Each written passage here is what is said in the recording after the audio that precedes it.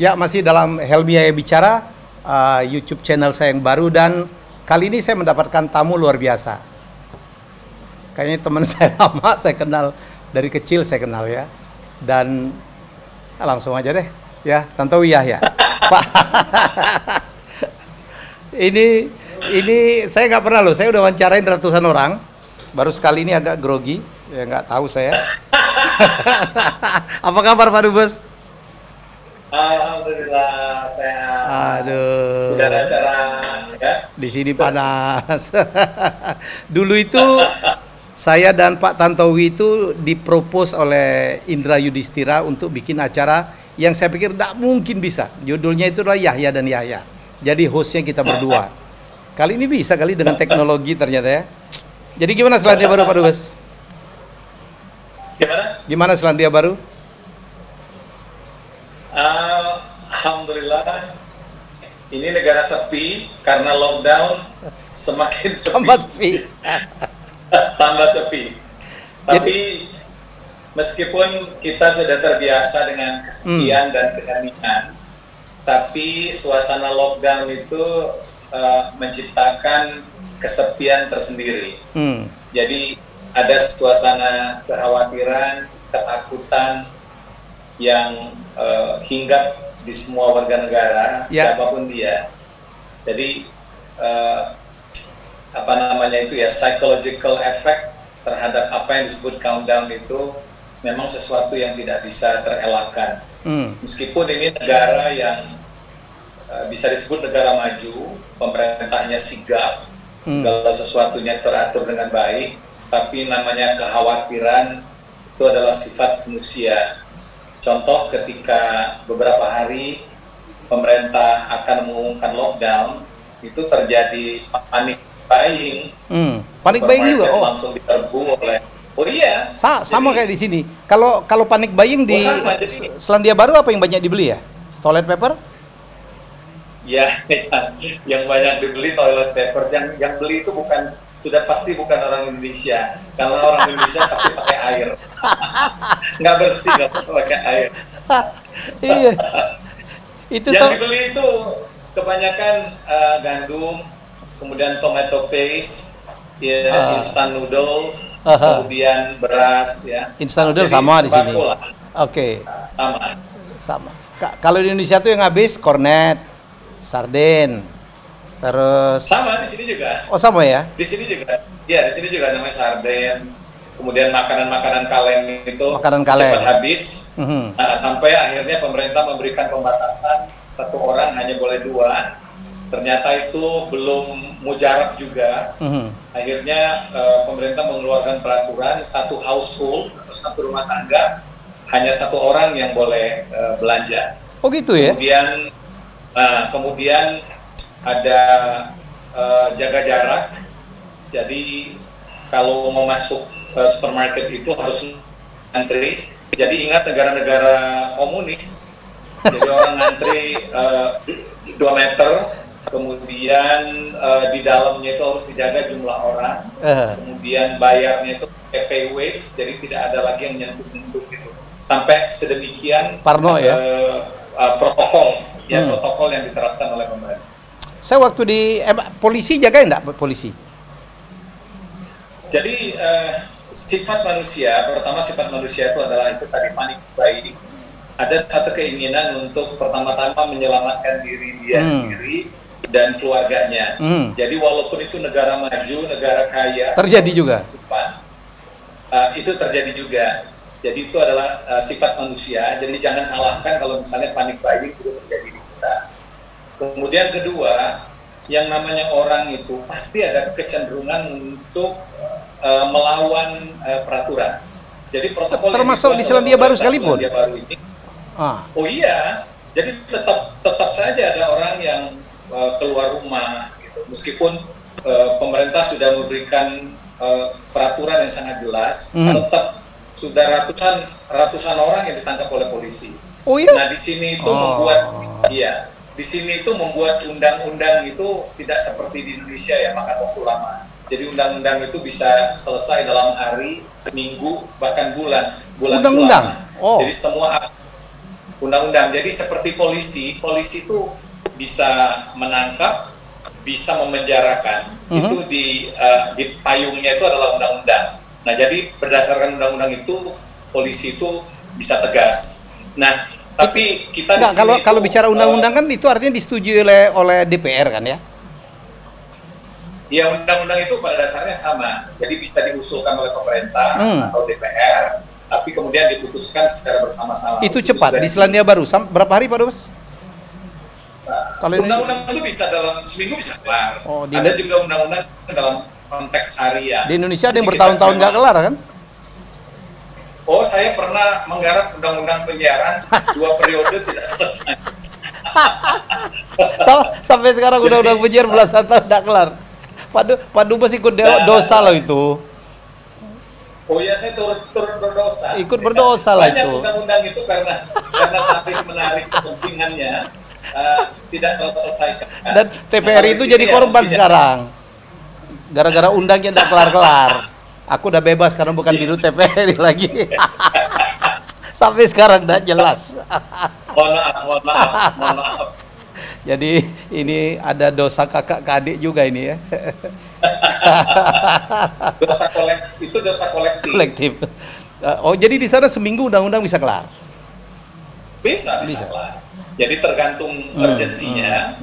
Ketika ada suatu aksi yang harus dilakukan oleh pemerintah dan itu harus dipayung oleh undang-undang, maka undang-undang bisa selesai dalam waktu cepat.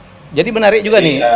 Ternyata negara yang kalau waktu saya kesana kan orangnya tertib, nyari polisi aja susah kan, karena saking tertibnya, disiplin.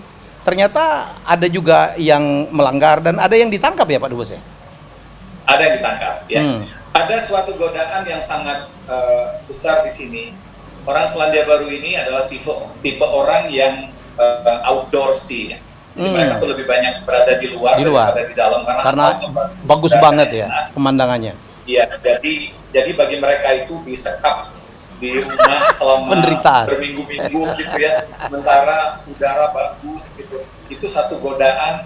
Itu sama dengan waktu kita tidak boleh makan sementara di depan meja di depan kita betul. Berbagai masakan enak. Itu kan pasti ada keinginan untuk makan. Nah, begitu juga orang di sini, begitu wah matahari muncul, udara bagus, ada keinginan untuk keluar rumah. Pak Dubes, nah, itulah yang lihatin dong view di belakang rumah Pak Dubes tuh. Bisa nggak digeser-geser? Ini saya lagi. Iya makanya. Lagi ke belakang. Geser dikit lah kameranya.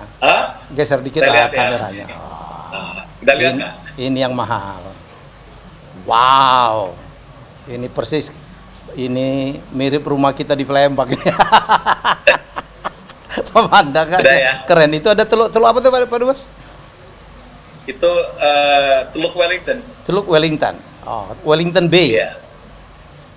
Ya, wow. Wellington Bay, the Bay Wellington ya. Iya. Kalau kami dulu ngelihatnya Sungai Musi, ada yang ngambang-ngambang ya. Banyak lanting, airnya coklat. Aku cerita waktu saya 2 minggu di Selandia Baru termasuk di rumah Pak Dubes Wellington dan kemudian kita keliling ke Queenstown. Saya traveling dengan istri saya nyetir. Selandia Baru itu saking indahnya waktu Pak Dubes merayu saya supaya saya ke Selandia Baru, dia bilang itu pemandangan yang kalender-kalender. Ternyata betul ya Pak Dubes ya. Saya bilang di sana itu kita moto, salah fokus aja, meleset aja masih bagus gambarnya. Apalagi sekarang ini kan kita masuk autumn. Autumn ya, autumn. Autumn itu, waduh itu daun-daun itu sudah mulai berwarna merah. Ya. Ada yang marun bercampur dengan kuning hijau. Indah sekali. Nah, melihat pemandangan seperti colorful, itu matahari keluar, orang yang biasa lari, biasa jalan itu kan tempted. Nah, itu yang ditangkap polisi. Itu beneran ditangkap ya? Oh, benar ditangkap. Ya. Tapi ada yang diinterogasi. Pak Dubes, saya pengen tahu. Tergantung di level kesalahannya. Selandia Baru itu kan crime rate itu kan almost zero kan ya? Ada juga di daerah-daerah tertentu. Jadi ada beberapa kantong yang banyak imigrannya. Nah, di situ level of criminalsnya agak tinggi, relatif tinggi dibandingkan yang lain. Tapi overall? Jadi ya overall itu sangat aman. Di sini worry free lah, jadi mau keluar rumah jam berapapun ya, termasuk siang dan malam itu aman.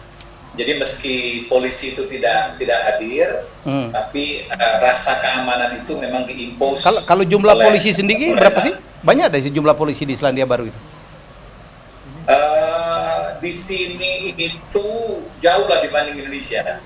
Secara sini, persentase? Kalau tidak salah jumlah polisi itu hanya sekitar 30.000 ya. 30.000 untuk nanganin seluruh apa Selandia Baru penduduk 4,8 juta. Biri-biri? 4,8 juta. Biri-biri? Ya. Biri-birinya 27 juta. Jadi lebih banyak biri-biri daripada orang. Jadi kalau kita bilang 4,8 jumlah polisi cuma 30.000, memang sedikit sekali ya memang apa jumlah polisi di Selandia Baru, karena memang tidak banyak dibutuhkan ya Pak Dubes ya? Iya, karena salah satu sifat dari orang Selandia Baru ini adalah patuh kepada hukum. Jadi mereka tuh ketika suatu peraturan diundang-undangkan dan itu berlaku, maka they have nothing but obey it. Jadi tidak perlu polisi. Polisi itu ketika benar-benar sudah terjadi suatu tindakan atau sikap dari masyarakat yang berlebihan, baru polisi turun. Tapi jika tidak, masyarakat itu sendiri ketika sesuatu itu sudah diundang-undangkan, maka mereka mematuhinya. Nah, itulah alasan mengapa polisi itu tidak terlihat. Waktu Helmi ada di sini 2 minggu, hampir tidak terlihat ada polisi. Kalau benar polisi itu gendut-gendut juga ya. Yang namanya speeding itu polisi itu sangat keras ya, sangat strict. Jadi mereka itu bisa memonitor, karena seperti yang Helmi tahu, di sini jalan lebar, mulus, pemandangan bagus, orang itu kembali lagi cenderung untuk speeding kan ya. Tapi di situ polisi punya radar, kamera di mana-mana. Kita tidak terasa tiba-tiba di belakang kita sudah ada polisi. Dan pelanggaran di sini sangat ini ya. Sanksi terhadap pelanggaran itu sangat membuat orang jera. Jadi pelanggaran itu dihukum dengan memotong kredit. Jadi kita ketika mendapatkan SIM, ya, maka kita dikasih kredit sekian ratus gitu. Poin ya. Nah, jadi setiap kali terjadi pelanggaran, kredit kita tuh dipotong, poin kita tuh dipotong. Kalau habis? Ya. Nah, kalau habis maka tidak boleh nyetir. SIM kita dicabut dan seumur hidup nggak dapat lagi. Mati. itu yang membuat orang itu jadi takut ya. Begitu SIM dicabut, maka seumur hidup nggak bakal dapat lagi. Terus pelanggaran-pelanggaran ringan seperti parkir lewat waktu itu menjadi income yang sangat menggiurkan gitu bagi pemerintah kota. Jadi silakan aja melanggar parkir gitu, tapi sanksinya besar. Ya. Jadi melewati jam itu atau misalnya speeding itu sanksinya itu adalah uang. Bisa sampai $80 ya, sampai 800.000. Dan itu langsung masuk ke income yang besar di situ. Oke. Sangat besar ya. Jadi penghasilan bagi pemerintah ya. Penghasilan bagi pemerintah ya. Kalau gini nggak mau pulang lagi nih Pak Dubesnya ya. Udah galak balik nih bicara lagi. Ya. Saya itu kan mestinya bulan April ini, pertengahan April ini kan sudah selesai pas 3 tahun. Tapi 1 Januari dapat tugas baru dari Menteri Luar Negeri, jadi Duta Besar Keliling Pasifik. Nah, tugas saya itu sebagai Dubes Keliling adalah memastikan komunikasi antara Indonesia dengan negara-negara Pasifik yang jumlahnya 20 itu berlangsung dengan baik. Bukan hanya dengan pemerintah, tapi juga dengan pelaku usaha, NGO kali ya?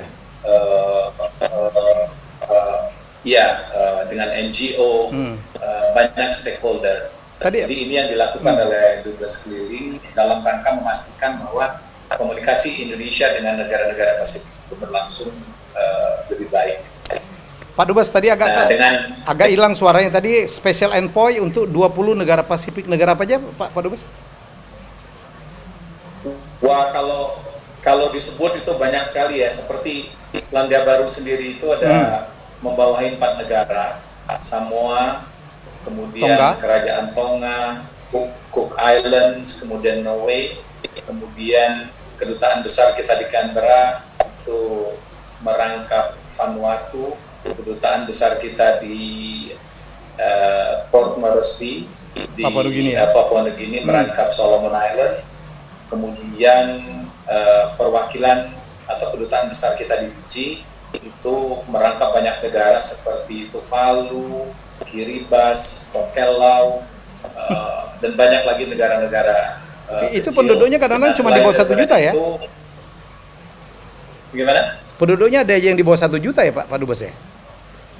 Penduduknya? Oh, ada 1.500. Oh iya, dan itu negara, dihitung negara, anggota PBB. Jadi dari kurang lebih 20 negara yang ada di Pasifik ini bisa dibagi menjadi 3. Pertama adalah negara berdaulat, artinya mereka mempunyai pemerintahan sendiri. Betul. Dan menjadi anggota PBB. Kemudian ada lagi negara protektorat. Kebanyakan Selandia Baru ini mempunyai negara protektorat. Ya. Jadi itu negara, tapi bidang-bidang tertentu itu dipegang oleh Selandia Baru. Jadi hubungannya dengan Selandia Baru itu adalah free association. Nah, kemudian yang ketiga, ada negara yang merupakan bagian luar dari negara lain, seperti French Polynesia. Ya, itu adalah bagian luar dari Prancis. Negara Prancis. Ya. Kemudian ada Nomea itu, ya. Jadi New Caledonia itu adalah bagian terluar dari Prancis. Kemudian ada American Samoa. Jadi Samoa itu ada 2. Jadi Independent State of Samoa. Ada lagi American Samoa, dan itu adalah bagian dari Amerika. Jadi 3 negara kurang lebih 20 itulah yang disebut sebagai negara-negara Pasifik. Dan Pak Dubes punya 20 negara itu yang sekarang di bawah Pak Dubes ya? Ya, 20 negara ini apapun statusnya tetap wajib hukumnya bagi kita membina hubungan baik dengan mereka untuk beberapa hal, utamanya adalah ekonomi. Kebanyakan dari negara-negara di Pasifik tersebut sangat rentan terhadap bencana alam yang diakibatkan oleh perubahan iklim, seperti misalnya tsunami, kemudian raise of to sea level, kemudian banyaklah ya bencana-bencana alam yang membuat negara-negara tersebut sangat vulnerable. Nah, di sini Indonesia sebagai negara yang sangat berpengalaman dalam pengelolaan bencana-bencana alam itu datang sebagai teman memberikan bantuan. Kemudian negara-negara Pasifik itu juga kebanyakan lemah secara ekonomi, sumber daya alam terbatas, sumber daya manusia juga terbatas. Nah, di sini Indonesia kembali sebagai teman memberikan bantuan berupa pelatihan-pelatihan dalam rangka peningkatan kapasitas. Kemudian yang tidak kalah pentingnya juga adalah menciptakan pasar bagi begitu banyak produk-produk mereka yang mereka tidak tahu mesti jualan kemana. Mereka tidak hanya bisa bersandar kepada Selandia Baru dan Australia sebagai negara terdekat. Nah, Indonesia juga sebagai negara terdekat berikutnya setelah Australia dengan penduduk yang begitu besar, itu diharapkan bisa menjadi pasar juga bagi berbagai produk mereka. Jadi kita datang lebih sebagai teman, lebih sebagai pembeli daripada penjual. Itulah konteks komitmen kita dalam membangun negara-negara Pasifik itu sehingga mereka bisa selevel. Itu yang dilakukan oleh Pak Dubes sekarang ya? Kita. Itu yang jadi tanggung jawab Pak Dubes sekarang? Nah, itu satu sisi. Di sisi yang lain, tugas dari Duta Besar Keliling itu adalah bagaimana kami itu bisa menciptakan kelancaran arus barang dan orang. Jadi tugas lainnya? Tugas lain dari Dubes Keliling itu adalah memastikan bahwa komunikasi antara wilayah timur Indonesia yang bisa kita sebut sebagai the Pacific Sides of Indonesia itu bisa lancar dengan komunitas di Pasifik. Lancarnya itu adalah dalam konteks arus barang dan orang. Nah, tidak banyak yang tahu bahwa Indonesia itu adalah negara yang diapit oleh dua samudra, Samudra Hindia dan Samudra Pasifik. Selama ini kita lebih banyak dikenal sebagai bangsa Asia, sebagai negara Asia, karena orang selalu memotret Indonesia dari Samudra Hindia itu. Padahal orang lupa Indonesia kalau dipotret dari Samudra Pasifik, punya sisi lain ya. Ya, sisi lain. Nah, ada 5 provinsi di Indonesia yang ada di bagian timur, yaitu Maluku, Maluku Utara, Papua Barat, dan NTT. Ya. Itu terletak secara geografis di Samudra Pasifik. Nah, kultur ya dari saudara-saudara kita yang tinggal di timur itu adalah sangat Pasifik, sangat Melanesia, dan sangat Polinesia. Lagu-lagunya pun sama ya Pak Dubes ya? Lagu-lagunya pun ada ritmenya sama ya? Lagu, bahasa, tari-tarian. Fisik orangnya juga? Sama kan, Austronesia. Gimana? Fisik orangnya pun mirip-mirip juga ya? Oh, fisik sama. Jadi rambut sama, kulit sama. Iya. Jadi orang Papua itu sama persis, satu rumpun dengan orang Vanuatu, orang Solomon Island, orang Fiji, kemudian orang-orang atau saudara-saudara kita di Maluku itu sama persis dengan orang Hawaii, orang Maori, orang Samoa, orang Tong. Geografis dan fakta sosial budaya ini yang kita kapitalisasi dalam rangka menciptakan satu kesatuan antara Indonesia bagian timur dengan jadi penyatuan melalui budaya nih ya. Melalui budaya pada awalnya, tapi nanti itu harus dilanjutkan dengan kerjasama ekonomi. Ya, kita berupaya sedemikian rupa bagaimana bisa menciptakan perdagangan, kemudian hubungan antara people, antara saudara-saudara kita di timur Indonesia itu dengan saudara-saudara mereka yang ada di bagian Pasifik. Kalau misalnya ini menjelma atau terrealisir, maka paling tidak kita sudah menciptakan opsi pasar baru bagi Papua, new market. Tidak lagi hanya mengandalkan berdagang dengan bagian barat. Pak Dubes, ada nggak produk Indonesia yang laris di kawasan-kawasan itu? Mulai digemari atau mulai Contohnya apa aja? Contoh adalah tekstil misalnya. Ya. Jadi tekstil. Mereka itu kan pakaian motif-motif batik gitu. Tapi cara pengerjaan mereka itu masih jauh lah dibandingin kita. Jadi apabila kita bisa masuk ya, penetrasi dengan berbagai produk-produk seperti itu, ya tentu ini adalah suatu pasar baru. Mulai dilakukan. Nah, kemudian bagaimana? Mulai ada transaksi ke kawasan itu. Oh iya, puncaknya itu kan pada waktu kita bikin Pacific Expo yang di Auckland ya, 2019. Ya.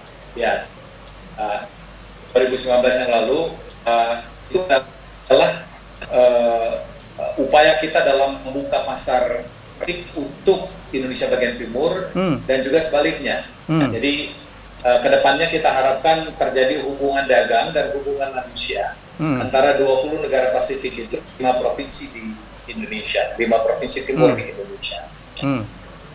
Jadi ya ini is a long term plan ya, tidak bisa hasilnya terlihat dalam setahun 2 tahun ini, tapi ini adalah suatu interaksi. Interaksi itu membutuhkan waktu. Dan kalau kita tidak buka sekarang, ya kapan lagi kita mau membuka itu? Ini kalau saya potong nih, halo, halo, halo, Pak Dubes, ya. Pak Dubes ini nguasain betul ya apa persoalannya, tugasnya ini belajar di mana sih ketemu Lempang?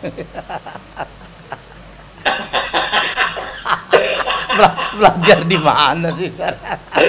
Karena saya tahu waktu kecilnya gitu ya. Pak Dubes belajar di mana sih sehingga bisa menjadi seorang duta besar gitu? Bagi saya itu segala sesuatu itu harus dimulai dari passion kan. Seperti passion saya terhadap musik country. Itu membuat saya bukan hanya sekedar bisa menyanyikannya, tapi tahu sejarahnya. Ya. Jadi I know what I sing. Sekarang jadi raja country terus, dia ya. Nah, terus passion saya terhadap Pasifik itu kurang lebih sama dengan musik country. Jadi bermula dari kesukaan saya terhadap segala sesuatu yang terkait dengan Pasifik yang membuat saya akhirnya ya belajar. Apanya yang menarik dari Pasifik itu, Pak Dubes? Gimana? Apa yang menarik, yang menjadi passion Pak Dubes terhadap Pasifik itu apa sih? Pertama, musiknya? Banyak kedekatan kita dengan orang-orang di Pasifik. Karena kalau kita melihat sejarahnya secara antropologis, 5.000 tahun yang lalu kurang lebih itu terjadi migrasi besar-besaran dari orang Papua ke daerah-daerah sekitarnya. Jadi orang Vanuatu ya, orang Solomon Island, orang itu asalnya Fiji, dari itu Indonesia. Asalnya itu adalah nenek moyang mereka itu adalah orang Papua. Jadi kalau kita mempertanyakan mengapa ada kemiripan, lah iyalah. Ya. Nenek moyang mereka itu adalah orang Papua. Jadi kalau kita baca mengenai sejarah antropologi ya, jadi suku Papua itu memang ada. Jadi suku Papua itulah yang bermigrasi kemana-mana, yang akhirnya menciptakan satu komunitas, satu penduduk ya yang ada sampai sekarang.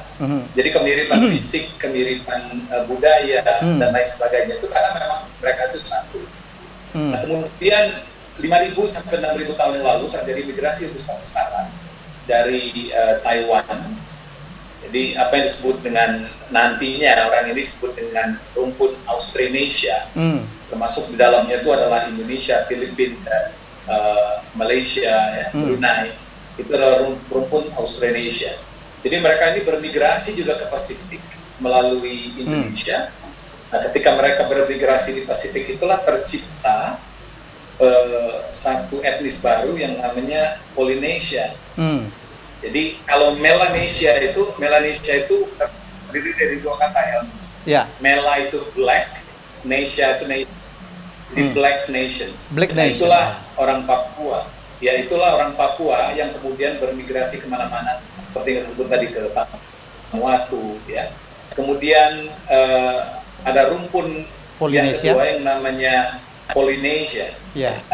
Nah ini adalah pertemuan atau perpaduan antara orang Melanesia dengan orang-orang Austronesia itu. Kemudian melahirkan satu etnis baru yang namanya Polynesia yang secara fisik kulit mereka lebih terang. Lebih terang ya. Dikit ya. Nah kemudian ada kelompok kedua yang namanya Micronesia.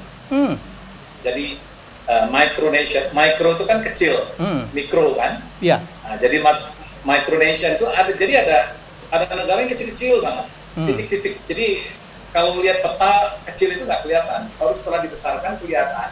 Dan itu negara. Jadi negara itu atol. Kebanyakan bentuknya pulau-pulau karang ya. Nah, jadi Pasifik itu terdiri dari tiga kelompok itu, Indonesia, Polynesia, dan Micronesia. Nah mereka ini dihubungkan oleh budaya mereka itu hampir sama.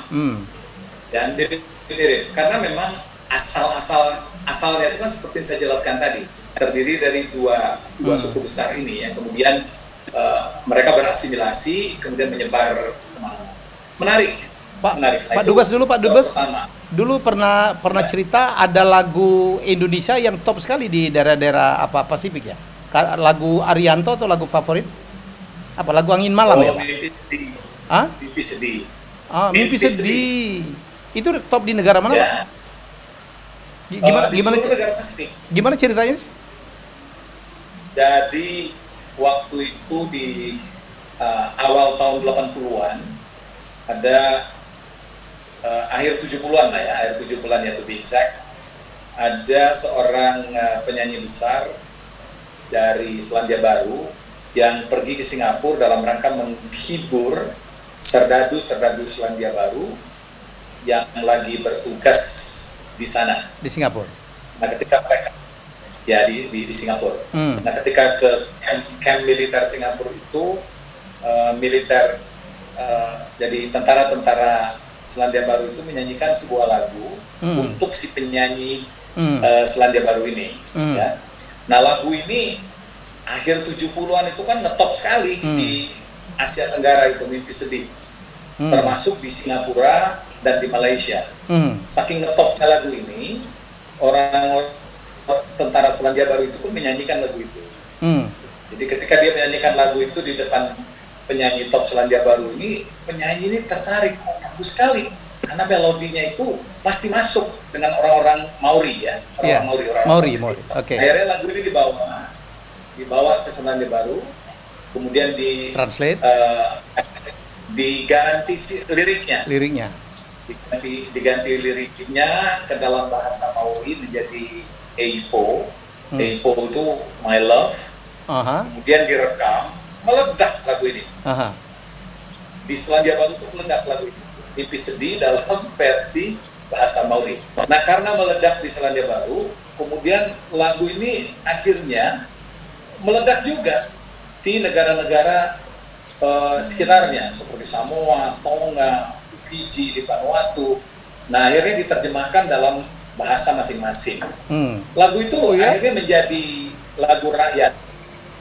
Nah, tugas saya sekarang sebagai duta besar dan mantan orang Papri adalah memastikan, paling tidak mengasih tahu mereka, hey, itu tuh lagu kita, lagu kami. Jadi nama Arianto itu harus disebut, ya. Baru nanti kita berbicara mengenai gimana cara mengut royalti. Tapi ini lagu jadi lagu penyatu ya, yang mempersatukan wilayah-wilayah itu Pak Dubes ya.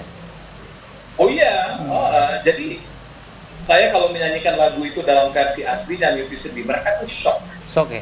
Shock, ini langsung aslinya. tepuk tangan. Nah, pada saat itu juga saya ngasih tahu bahwa lagu ini sebenarnya lagu kami.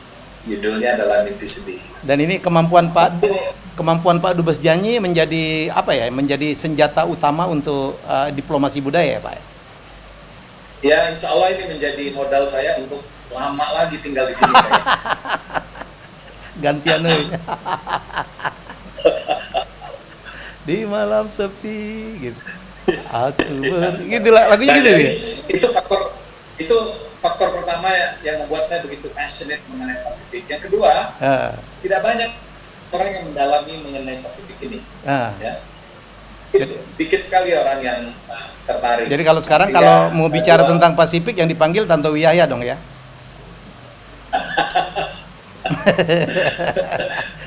jadi saya ini kan sekarang banyak apa? Gimana? Saya ini kan sekarang lagi banyak jadi pembicara. Saya mengajar tentang personal branding. Salah satu kunci personal branding itu adalah uniqueness, diferensiasi. Melakukan apa yang disebut dengan blue ocean strategi. Kalau Anda mau dikenal, Anda harus punya diferensiasi. Nah, Pak Dubesnya adalah ahli banget. Salah satu yang saya jadi contohkan itu adalah Tanto Wiyahya, yang berapa kali merubah dirinya dari MC remaja, gitar remaja, dan dia meninggalkan kalau remaja itu kan duitnya udah banyak kalau dulu ya kan, acaranya nggak banyak, beliau pindah untuk orang-orang tua, corporate, nggak selesai dia di situ, ya kan, dia kemudian pindah masuk ke dalam musik country yang juga niche banget ya. Jadi yang menjadi ya pokoknya kalau nyanyi country Tanto Wiyahya lah. Padahal country itu kan Anda kan bukan orang yang pertama ya Pak ya? Ya Pak Dubes. banyak ya. Kita kan kebenaran besarnya sama-sama akan serumah ya. Iya, kira-kira dulu.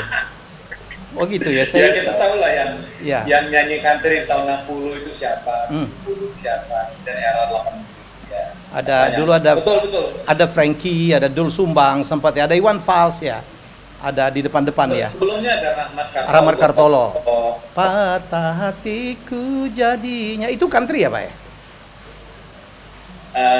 Tidak diperkenalkan sebagai lagu country, tapi beatnya itu jelas lagu country. Yeah. Tapi orang tidak identik gitu. Kalau country tidak identik dengan Rahmat Kartolo, tidak identik dengan Frankie Sahila Tua, tapi Frankie identiknya dengan Tante Wiyahya. Pinter banget, bokis kalau kata orang sekarang. Dan sekarang Anda punya diferensiasi kedua yang sangat tajam, yaitu ahli Pasifik. Aduh, dulu memang ini saya pura-pura nggak tahu aja. Cita-cita waktu kecil memang pengen jadi dubes ya, Pak ya? Pengen tinggal di luar negeri. Pengen tinggal di luar negeri ya. Kalau itu saya tahu tuh dia. Pengen tinggal di luar negeri. Anda kebayang anak orang kampung ya, bapak kita cuman pedagang kaki lima, anaknya nggak tahu diri, cita-cita pengen tinggal di luar negeri. Sampai ya, Pak, sekarang. Dua cita-cita saya itu. Satu lagi, pengen terkenal.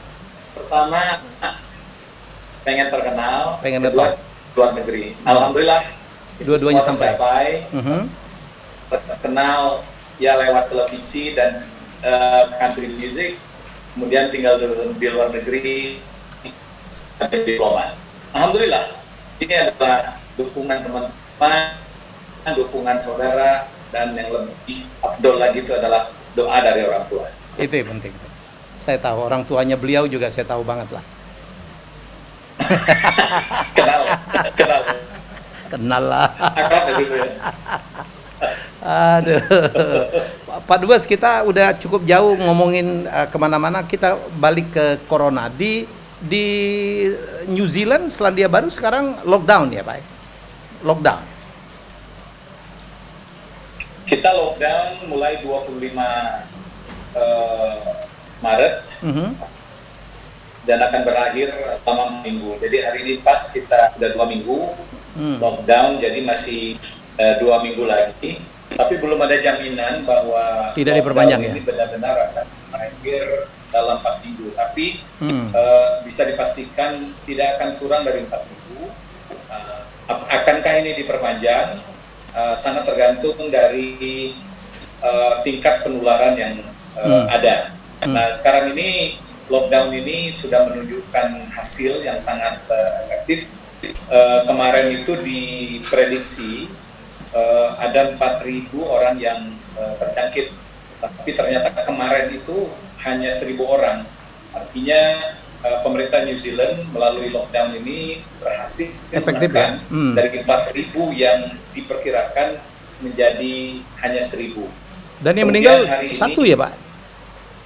Meninggal satu, hanya satu. Itu pun ya usianya di atas 70. Kemudian hari ini ada lagi berita bagus, jadi orang yang terinfeksi lebih rendah dibandingkan dengan orang yang sembuh. Jadi yang terinfeksi 56, yang sembuh 64. Jadi ini adalah satu indikasi lagi bahwa lockdown ini memang efektif dalam memutus rantai penyebaran dari COVID ini. Banyak yang bertanya, bahkan orang Selandia Baru sendiri, bagaimana lockdown dilaksanakan sejak 2 minggu yang lalu, tapi jumlah yang terinfeksi tetap banyak, tetap pernah sampai 200 gitu ya. Banyak yang mempertanyakan hal seperti itu, seperti ada anomali lockdown. Ya, kemudian dengan tingkat terinfeksi. Jawabannya sederhana, jika pemerintah tidak mengambil kebijakan untuk melakukan lockdown, maka diperkirakan jumlah yang meninggal itu akibat COVID ini sekitar 50.000 orang. Nah, jadi ini adalah suatu measurement yang tidak menyebalkan, menyakitkan, tapi harus diambil pemerintah dalam rangka mereduksi jumlah yang akan jatuh. Syukur alhamdulillah, tindakan-tindakan yang diambil oleh pemerintah Selandia Baru ini ternyata efektif. Sampai sekarang ini, jika dibandingkan dengan negara-negara dengan karakter sejenis, baik dari sisi jumlah penduduk maupun parameter-parameter lainnya seperti negara-negara di Skandinavia, Selandia Baru ini dianggap negara yang paling sukses, meski dia melaksanakan lockdown itu lebih lambat dibandingkan negara-negara tersebut. Apa yang membuat Selandia Baru demikian sukses ya? Yang impresif itu adalah menekan angka kematian hanya 1 ya dari yang terinfeksi ya Pak Dubes. Sederhana sebenarnya kesuksesan dari Selandia Baru dalam menekan khususnya fatality rate ya. Fatality rate dan angka penyebaran itu adalah gabungan dari science and leadership. Sebagaimana yang Helmi tahu bahwa negara ini semuanya berbasis riset. Tidak ada yang coba-coba, tidak ada yang basisnya adalah katanya. Jadi semua dilakukan berdasarkan riset yang dalam dan lama. Sehingga yang dilakukan itu adalah sesuatu yang menurut riset itu adalah the best practice to take. Kemudian yang kedua adalah leadership yang mengagumkan dari seorang Perdana Menteri yang bernama Jacinda Ardern. Jacinda Ardern ini adalah seorang pemimpin yang sangat decisive. Kalau menurut dia itu benar dan dia akan lakukan. Bagus buat orang banyak, dia tanpa ragu, meski dihadang oleh oposisi dan kelompok-kelompok lainnya, dia akan ambil itu. Dan terbukti bahwa gabungan dari science dan kepemimpinan yang decisive ini membuat Selandia Baru menjadi salah satu negara yang nanti setelah COVID ini selesai sebagai negara yang sukses dalam menekan penularan dan angka fatalitas atau angka kematian. Ya, kalau kita berkaca, Pak Dubes juga adalah ahli komunikasi. Saya juga sekarang banyak ngomong tentang komunikasi di Indonesia sekarang. Itu memang pejabat-pejabat publik banyak sekali. Ya, kemarin saya agak kaget, LP3S mencatat beberapa kesalahan-kesalahan, tidak konsisten, saling berlawanan, pernyataan diralat dari beberapa pimpinan publik di Indonesia. Ya, itu tidak terjadi di Selandia Baru ya Pak Dubes ya? Di luar perkiraan semua orang, Jacinda Ardern, politisi muda yang sangat hijau, perempuan ketika ya? dia menjadi Perdana Menteri itu umurnya baru 37 tahun. Ternyata dia adalah seorang komunikator ulung, tidak pernah terpantau sebelumnya, tapi ketika dia menjadi pemimpin, ternyata dia adalah seorang komunikator yang tangguh, yang sanggup menyampaikan pesan-pesan pelik dengan bahasa sederhana, kemudian very sincere, kemudian compassionate, jadi dia sangat empathy terhadap penderitaan orang. Kemudian yang ketiga, yang keempat itu adalah decisive. Ini adalah test case kedua bagi dia setelah dia berhasil memanage krisis besar, yaitu penembakan di Christchurch. Kalau dia setelah dalam mengambil tindakan-tindakan, maka Selandia Baru itu akan dibully, bahkan akan menjadi cacian dari negara-negara, khususnya negara-negara Islam, karena korbannya 51 orang itu adalah warga negara Islam. Tapi bermodal kemampuan komunikasi yang baik, compassionate, empathy, dan decisive, maka dia banyak mendapatkan pujian, bahkan itu mengangkat namanya dalam jajaran pemimpin elit dunia. Kemudian test case adalah coronavirus atau COVID-19 ini. Dia mengandalkan kurang lebih formula yang sama. Jadi komunikasi yang langsung compassionate masyarakat from the day one sampai dengan sekarang ini. Ya. Jadi bermodalkan dua hal itu, sampai dengan saat ini dia bisa memanage persoalan yang sangat pelik yaitu COVID-19 ini dengan baik. Saya katakan demikian karena beberapa hal. Pertama, tidak ada gejolak. Ya. Nah, dia decisive. Seluruh masyarakat Selandia Baru itu mendukung langkah-langkah yang dia ambil. Kemudian sikapnya yang sangat dekat dengan masyarakat dan terus setiap hari nge-brief masyarakat, membuat masyarakat semakin tahu bahwa mereka punya seorang pemimpin. Ada satu ucapan dia yang saya garis bawahi sebagai seorang komunikator, ini menurut saya very strong statement. Dia bilang seperti ini, we are like on strange waters, but we have maps. Jadi ketika masuk dalam suasana lockdown seperti sekarang, kita seolah-olah berada di perairan yang asing, tapi kita punya map. Jadi kita tidak mungkin sesat. Kita tahu kita menuju kemana. Jadi bayangkan anak yang muda seperti ini bisa melahirkan statement-statement yang sangat kuat, ya. Kemudian mempunyai magnitude yang sangat kuat sehingga publik itu merasa aman. Jadi dua hal ini menurut saya yang membuat Selandia Baru sampai dengan hari ini bisa disebut tidak ada gejolak, kecuali panik buying tadi, ya, dan orang-orang iseng-iseng tetap jalan-jalan keluar rumah. Itu aja.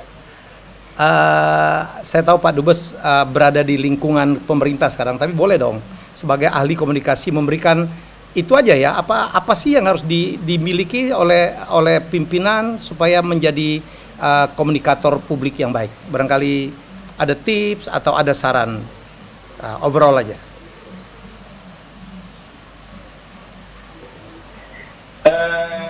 Saya ingin mengutip apa yang disampaikan oleh Dr. Tompi beberapa waktu yang lalu di Helmi Bicara ini. Jadi apa yang disampaikan oleh Tompi itu betul sekali. Tidak ada negara di dunia ini yang siap di COVID. Jadi kalau banyak negara yang gagap dalam menghadapi wabah virus yang tingkat berjangkitnya demikian cepat, itu bisa dimaklumi. Nah, namun demikian dalam keadaan seperti ini, katakanlah krisis, itu selalu melahirkan peluang. Ada beberapa orang yang bisa memanfaatkan peluang ini dengan baik, ada yang hanyut sehingga tidak melahirkan apa-apa.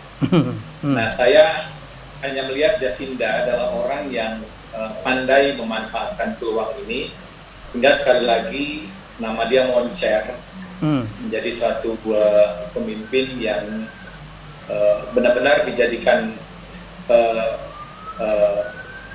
pemimpin, ya, bagi rakyatnya. Nah, jadi kembali ke masalah yang Helmi sebut tadi, komunikasi itu menjadi kunci karena masyarakat atau rakyat itu perlu kejelasan dari pemerintah mengenai apa yang terjadi dan langkah-langkah yang sedang diambil dan nasihat-nasihat atau arahan apa yang dianjurkan oleh pemerintah. Jika ini bisa dilaksanakan dengan baik, maka gejolak tetap ada, tapi levelnya itu akan sangat minimum. Saya sekali lagi ngambil contoh Selandia Baru aja. Jadi ketika diputuskan siaga 1, 2, 3, 4 atau lockdown, itu terjadi gejolak di masyarakat. Tapi karena informasi yang disampaikan oleh pemerintah itu selalu ada, selalu up to date, dan disampaikan dengan gaya yang sangat compassionate, tenang, maka rakyat mendapatkan ketenangan itu, sehingga setiap sikap yang diambil oleh pemerintah itu rakyat mendukung, ya. Adalah kelompok-kelompok masyarakat yang agak gundah gitu, tapi majority masyarakat mendukung terhadap tindakan yang akan diambil oleh pemerintah. Pak Dubes, kalau saya resume ya, mungkin Pak Dubes tidak terlalu juga open mau harus ini. seorang pemimpin dalam berkomunikasi publik di samping harus menguasai konten, jangan salah ngomong, jangan salah kutip data ya, tetapi juga harus juga memiliki kemampuan orasi ya Pak Dubes ya, kemampuan komunikasi, orasinya, tone-nya, membaca apa emosi ya. Jadi barangkali begitu ya Pak Dubes ya.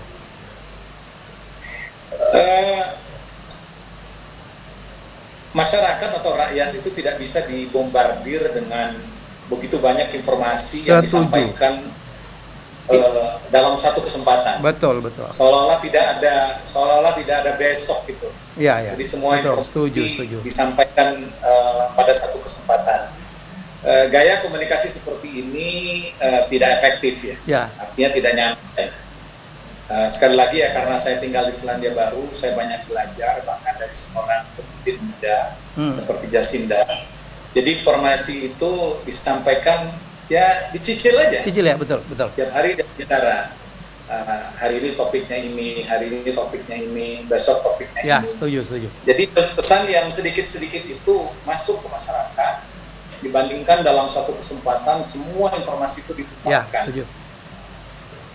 Karena masyarakat itu kan punya daya tahan ketika mendengarkan suatu penjelasan atau informasi atau pengumuman dari seorang pejabat. Nah, ini yang saya rasa harus mulai diterapkan. Betul. Nah, yang kedua itu usahakan pesan itu personal, simple, personal, gitu ya. Jadi seperti seorang kakak berbicara kepada adik-adiknya. Ada emosi ya. Orang tua berbicara kepada anak-anaknya. Ya, itu sebenarnya Helmi teori-teori dasar dari komunikasi publik ya. Mudah sebenarnya, kalau saya bukan karena kita praktisi kita nyebut itu mudah karena semua bergantung kepada kemauan.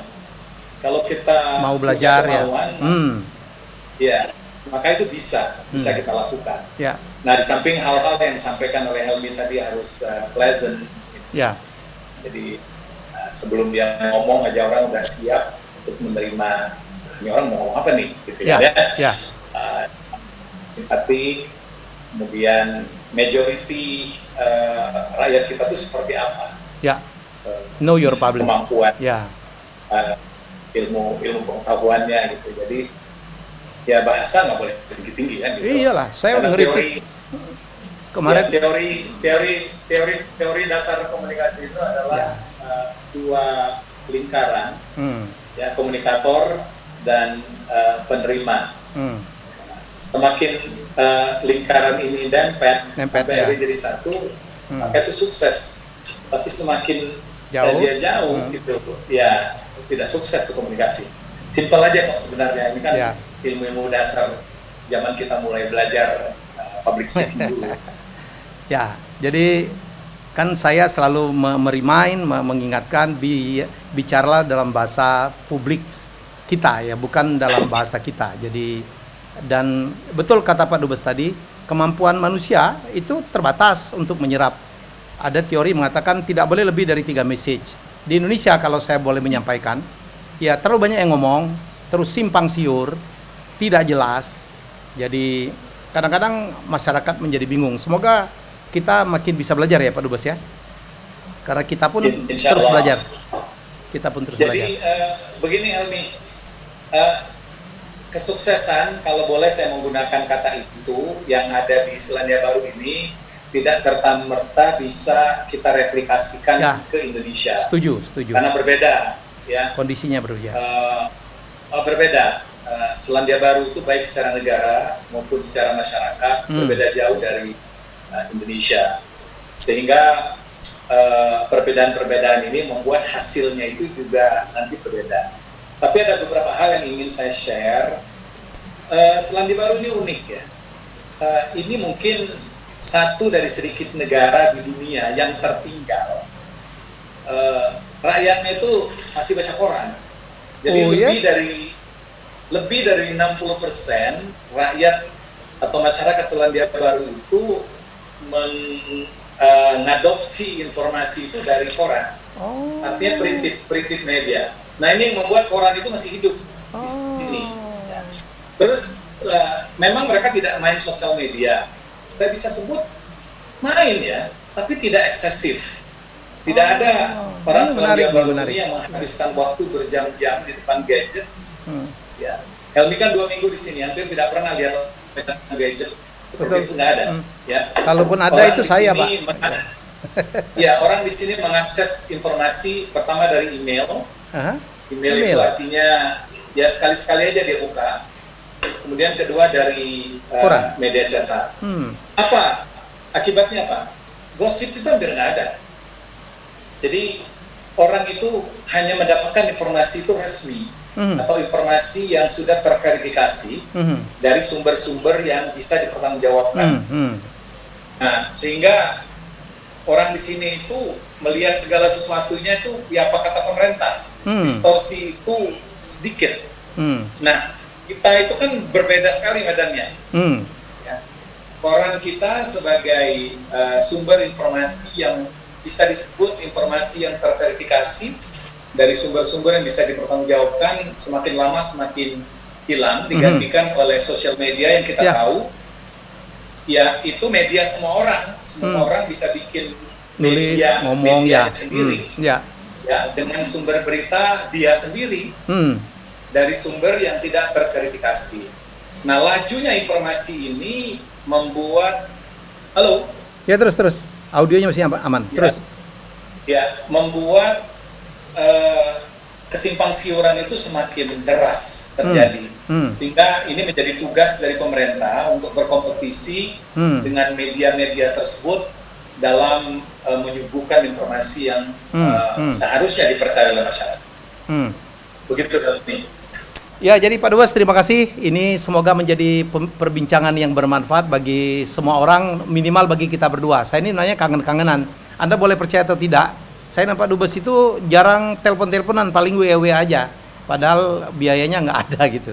Jadi semoga chat ini one on one Yahya dan Yahya ya bermanfaat bagi banyak orang, generasi Ada selanjutnya. Dan Pak Dubes, terima kasih waktunya. Ya, mungkin kita bisa lanjut. Yang ingin saya sampaikan. Apa? Ayo, silakan.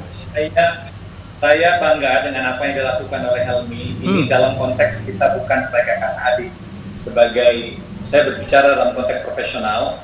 Jadi Helmi baru saja menghadapi suatu ujian besar. Anda yang menurut banyak orang benar, melakukan sesuatu yang benar, tapi dianggap salah oleh kelompok-kelompok tertentu. Anda dijatuhkan, tapi Anda tidak jatuh. Anda bangun kembali. Amin. Jadi yang Anda lakukan ini adalah gambaran bagaimana seorang Helmi itu seperti jam tangan Tech Heuer. You don't crack under pressure. Ya. Ini yang membuat Helmi itu berbeda. Jadi orang besar seperti Helmi itu tidak bisa dikalahkan. Jadi, amin. Orang seperti Anda itu tidak bisa dikalahkan oleh orang-orang yang menurut saya kecil ya. Jadi yang besar tetap besar, yang kecil akan selamanya kecil. Jadi tetaplah menjadi Helmi Yahya yang semakin teruji, menjadi semakin besar ketika dia dikecilkan. Saya kemarin walaupun nggak izin saya ingat RPDP, rapat dengar pendapat dengan mantan kolega-kolega ada di Komisi 1, saya lead dengan sebenarnya saya ini tidak diizinkan oleh kakak saya yang pernah menjadi pimpinan Komisi 1 untuk menjadi Dirut TVRI. Tapi untuk pertama kali saya lawan dia gitu. Tapi berapa bulan kemudian dia mengakui bahwa karena dia mengatakan bahwa saya tidak akan berhasil di TVRI, tapi bagi saya itu adalah sebuah tantangan. Saya pikir Pak Dubes juga membenarkan bahwa statement saya itu betul, bahwa Anda pernah melarang saya untuk menjadi Dirut TVRI karena Anda tidak yakin TVRI bisa diajak berubah. Dan ternyata alhamdulillah bisa tuh. Dan saya selalu konsultasi during the polemik, the conflict, dan saya alhamdulillah mendapatkan bimbingan yang benar. Karena saya pikir 2 tahun saya di TVRI it's enough. I have done my job. dan saya percaya Tuhan akan punya rencana yang lebih baik untuk saya. Amin. Amin. Terima kasih Pak Dubes. Thanks for everything, as a brother, as my idol, as my guru, as my mentor. Ya, baik, itu saja. Dan besok kita akan lebih santai. Kita cerita bagaimana kita waktu kecil. Norak banget sebenarnya kita. Oke. Ya. Bye bye. Assalamualaikum. Live ya. Ya, itulah wawancara intimate ya, Yahya dan Yahya. Ternyata kejadian tuh. Semoga beliau pulang dan kita akan bisa betul mewujudkan talk show eksklusif ya. Orang kepengen gitu bagaimana Yahya, Helmia dan Yahya bisa dalam satu panggung. We can sing, we can dance, saya yakin Pak Dubes gak bisa menari. Ya, we can interview, we can host a quiz dan ya, who knows, nothing is impossible. Tidak ada yang tidak mungkin di dunia ini. Bye bye, sampai jumpa di episode selanjutnya.